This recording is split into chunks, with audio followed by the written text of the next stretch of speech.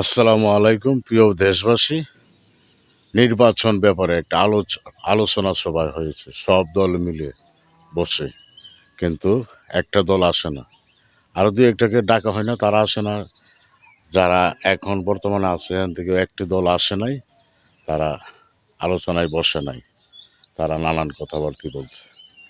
তো বিএনপির, বাংলাদেশ জাতীয়তাবাদী দল বিএনপির ভারপ্রাপ্ত চেয়ারম্যান ও যারা উপর লেভেলের নেতারা আছেন, আপনাদের কাছে আমার অনুরোধ, যেমন ধান লাগাইলে ধান হেতে এখন বন মারার বিষ আছে, বিষ দিয়ে বন মারে, আগাছাও হয়, এটা হাইটা হাইটা গুছির গুড়ি থেকে বাচ্চা পালাইয়া দেয়।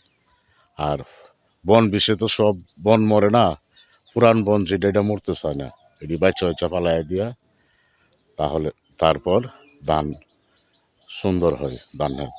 তো এমনিভাবে একটা নির্বাচন করবেন, কোনো আগাছা যেন নির্বাচনে ঢুকতে না পারে।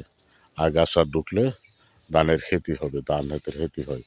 এমনিভাবে সব কিছুই আপনার রাষ্ট্রের মধ্যে, রাষ্ট্র পরিচালনা করতে গিয়ে সংসদে যদি কোনো আগাছা থাকে, যদি কোনো বেইমান বিশ্বাসঘাতক থাকে, তাহলে দেশের শান্তি আর ফিরে আসবে না, দেশের মানুষ শান্তি পাবে না।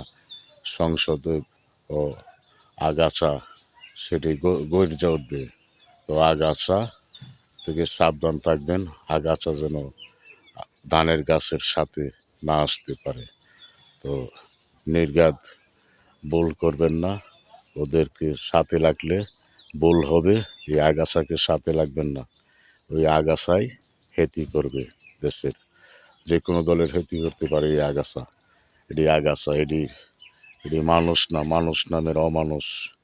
বাংলাদেশে অনেক কিছুই হচ্ছে, ওরা ৭১-এর যুদ্ধের বিরোধিতা করেছে, এখনও ইরান ও ইসরায়েলে যুদ্ধ লেগেছে, তারা ইরানের পক্ষে একটি সাড়াও দেয় না, এই পর্যন্ত একটি সাড়াও দেয়নি। সবাই সাড়া দিচ্ছে ইরানের পক্ষে, ওরা সাড়া দেয় নাই। ওরা নবীজিকে বলে ওদের মতন, নবীজি ওদের ভাইয়ের মতন, ওরা নাফরমান। ওই নাফরমানদেরকে বিএনপির সাথে রাখবেন না, সাবধান আপনারা। ওই নাফরমানগর যে কোনো কথা বলতে পারে, যে কোনো মুহূর্তে মানুষকে বিপদে পালাইতে পারে। ওদের থেকে সাবধান, আমরা হুঁশিয়ার। আমরা যারা আল্লাহওয়ালা, নবীর প্রেমিক, নূর নবীজিকে মানি ও অলিয়া উলিয়াদেরকে মানি, পাগল দরবেশকে মানি, তারা যেন এই নাফরমানের সাথে না মিশি। আসসালামু আলাইকুম প্রিয় দেশবাসী।